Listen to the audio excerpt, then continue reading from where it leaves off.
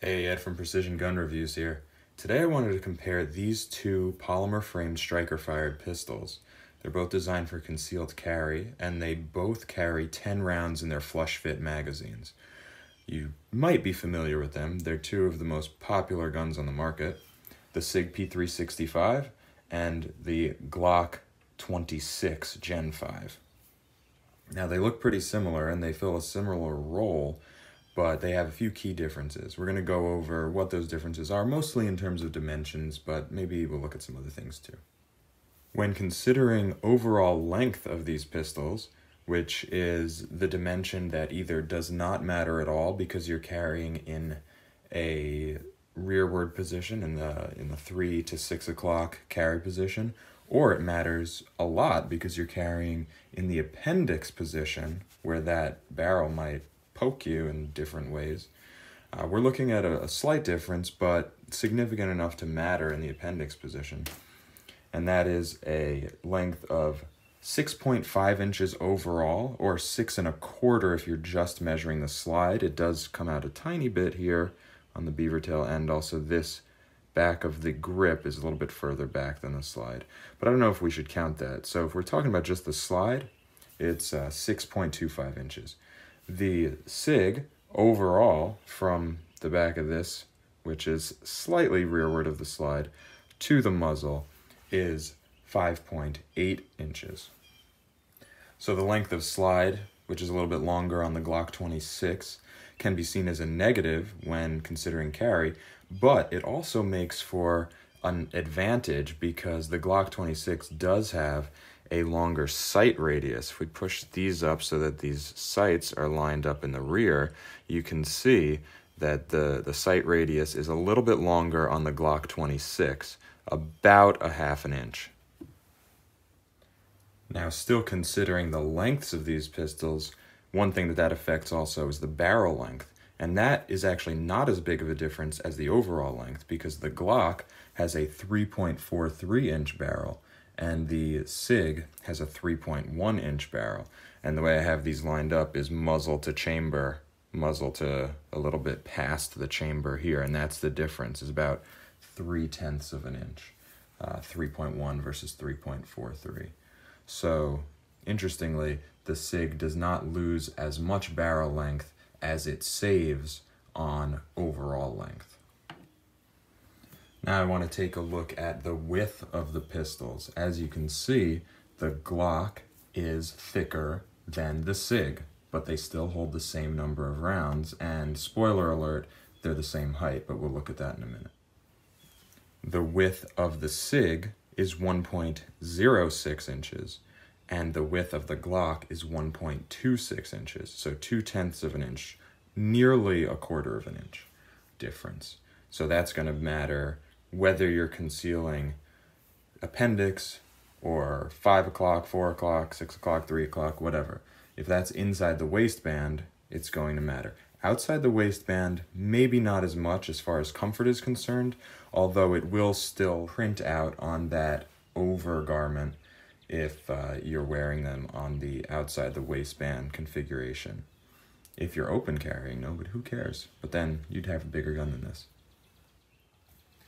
Now we're taking a look at the height of the guns. Now these are both standing on their sights. I have them both configured with 3-dot metal night sights. SIG comes with those standard. Glock comes with the worst plastic sights ever in the history of guns. And these two guns are basically the same size. What the manufacturers state is 4.17 on the Glock and 4.3 on the SIG. So essentially 1/10 of an inch and a little bit. And the reason for that is because the SIG has an angle on the magazine. You see how the grip angles that way, and it's this portion that is 1/10 of an inch taller, as you can see. Maybe I should have done this way. It's that portion that is 1/10 of an inch taller. And that's really it. If we slide this in front here, they kind of cross. And we see that in the back here, they're the same height. So I would call this a negligible difference. And while we're here, let's just quickly take a look at the SIG extended pinky grip. So we're pulling out the flush base plate, and now we have, this is also a 10-round magazine. And you can see that it's quite a bit taller. However, what this allows is a full grip, potentially, depending on your hand size, on the SIG. So I can demonstrate that here. The Glock is definitely always going to give me a 2-finger grip 100% of the time, unless I get a Glock 19 magazine, and then that extends it. The SIG, however, with this grip, I can just get my pinky on there. So that's nice to have. And it doesn't really extend it too much. With the flush base plate, I can still almost get a pinky on there, actually. It's somewhere in between, so some people will definitely be hanging off. Some people might get more than me, because my hands are not tiny. So that's interesting to note, that there's a difference here in the space from the bottom of the trigger guard to the bottom of the grip, if we look at it there like that. And that's an important difference, and that's a distinction that not many people will make. They'll measure the overall height, but a very important length is the amount of grippable surface you have. So there's that, and there's another measure of grippable surface that I like to look at, and that is the amount that you can get on the back from the, let's put them this way, from the beaver tail area, or wherever the grip comes to meet the slide and frame, and the bottom. So on the back, it looks like they're roughly the same, as you can see there. Now I kind of like this sort of perspective, especially when we're talking about the weights of the pistols, and you can sort of see the girth comparison. With the magazine, the SIG is 17.8 ounces, and without the magazine, the Glock is 19.4 ounces. Now, I decided that I didn't want to trust the manufacturer's specs for the weight. So here I am weighing the SIG at 18.5 ounces and the Glock at 21.9 ounces, both with the empty magazine in the gun. I also wanted to show you the difference in bore axis, and you also get a look at these sights. But it seems the bore axis is roughly the same. It's kind of hard. I kind of need to shift to show you one and the other. The Glock looks like it's lower because it's wider, so the squat appearance is deceptive, but from my perspective, they ride just about the same height, that bore axis. If you get a Glock, always get the Glock night sights. The original Glock sights are the worst thing ever. If I haven't mentioned that, remember it. Another comparison worth making is that of the trigger. So here we have the SIG trigger, which is a single piece of metal, slightly curved, with a flat face, very comfortable. It's broad, and I like it. We're going to look at the trigger pull.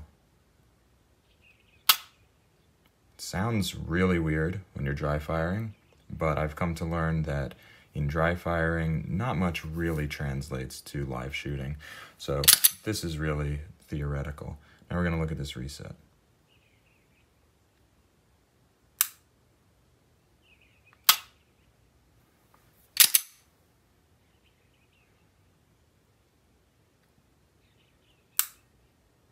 So there's that.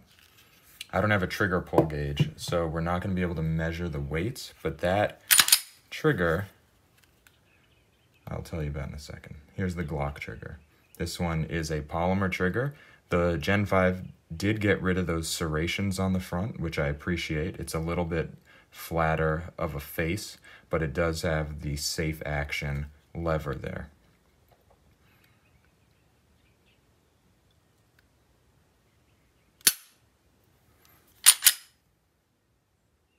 And here's the reset. I would say the reset here is shorter, therefore superior.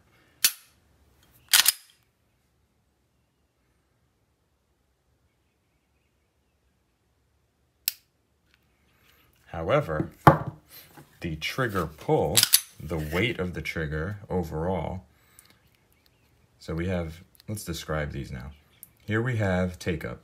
There's nothing gritty about this. There's no resistance. You just, boom, right to the wall. I mean, there's a little resistance, but it's like a 1/4 pound of pressure. Then we come straight to this wall. And there's a little bit of creep before it breaks, but the pressure required is undoubtedly lighter pressure than is required on the Glock. The Glock has take-up that it requires greater pressure to get through the take-up of the Glock. It comes to a very hard wall. The wall on the Glock requires more pressure than the SIG to overcome. And a lot of people like Glock triggers, but a lot of people also dislike Glock triggers. I am fine with it. However, I think that the clearly defined wall and the weight of that clearly defined wall, specifically the weight of it to overcome that weight, is more likely to get a shooter to pull the muzzle off their sight picture. So for that, and in general, I prefer this trigger. I prefer that trigger pull, and I prefer this reset. So what are you gonna do? They're both fine. They're both fine triggers. I think I like the SIG trigger better overall. This is pretty difficult to do on camera, but we're measuring the trigger reach, and I preset these calipers. I've never actually measured these in comparison to one another, so we're gonna look together. 66.4 millimeters, also known as 2.6160 inches. Now we'll switch. As for the Glock, it's a little bit harder for me to hold, but we've got it preset, and we're looking at 2.75 inch trigger reach, also known as 69.84 millimeters. Now I suppose we're getting pretty in depth. We can do a takedown. This might be difficult for me. We're gonna pull back on the slide ever so slightly, drop those tabs, and then push it forward. And you have a Browning tilt barrel design, double captive recoil spring, striker block safety. The SIG, we lock to the rear. We pull down this takedown lever and kind of hold it forward would be ideal, but we're gonna let that go, and then it slides off. And in here we have dual captive recoil spring, Browning action, striker block safety.